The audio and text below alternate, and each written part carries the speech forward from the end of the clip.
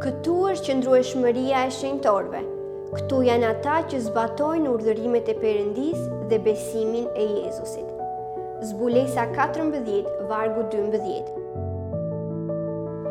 During the last 10 days, we have been studying about the three angels' messages.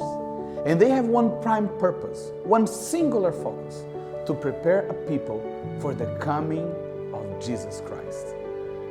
According to the Apostle John in Revelation 14:12, this people is described as those who keep the commandments of God and have the faith of Jesus. They want to live a life of obedience in the midst of a sinful, rebellious, disobedient world in earth's final hour. There is something else fascinating about Revelation 14:12. These end-time believers not only have faith in Jesus, but they have the faith of Jesus. What is the faith of Jesus? The faith of Jesus is the same quality of faith in God that Jesus had on the cross. When Jesus hung on the cross, bearing the guilt, shame, and condemnation of humanity's sins, he felt abandoned by God. The enormity of sins was so great that Jesus felt God forsaken. This is why he cried out in agony, my God, why have you forsaken me?" But had God forsaken him? Certainly not. His fatherly eyes were on the cross all the time. His heart of love was broken at the agony of his son was going through. Jesus trusted when he could not see. His faith transcended what was going on around him. That's why his final words were, "Father, into your hands I commit my spirit." Maybe you are facing some problems today in your life. Maybe you are feeling forsaken by God.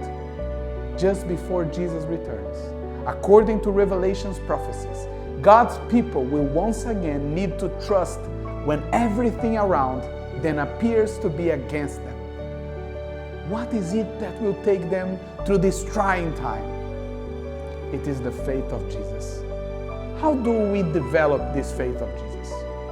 First, just as salvation is a gift, faith is also a gift that God places within our hearts, that grows as we exercise it.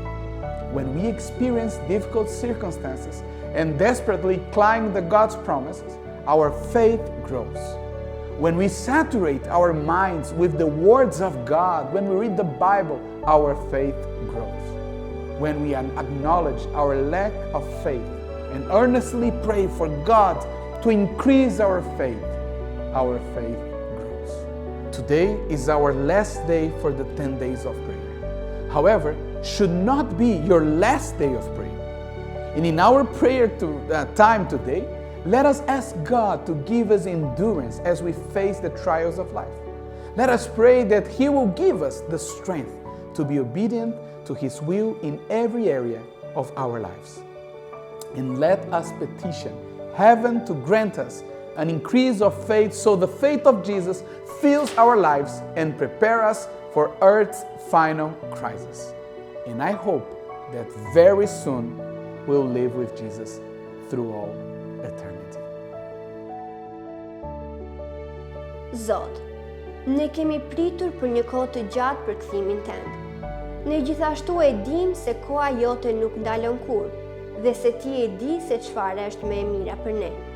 Faleminderit që ndërsa fryma e shenjtë banon tek ne, ajo do të zhvillojë tek ne durim dhe qëndrueshmëri. Na trego se si ta përdorim më së miri kohën e mbetur që kemi për të nderuar ty. Kur përballemi mes prova dhe mundime, do të ngushëllohemi duke ditur se ti na jep forcë dhe durim hyjnor.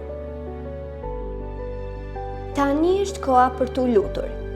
Kalo pak kohë duke lavdëruar dhe falenderuar Perëndin. Ti mund ta falenderosh për bekime specifike dhe ta lavdërosh Perëndin për atë që ai është. Gjithashtu shpenzo disa minuta për rrëfim personal dhe falenderoj Zotin për faljen e tij.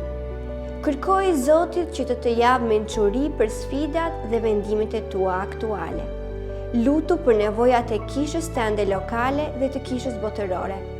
Lutu për nevojat aktuale të anëtarëve të kishës, familjes dhe fëmijëve. Në fund, gjej kohë për të dëgjuar zërin e Perëndisë dhe përgjigju me lavdërim ose me këngë.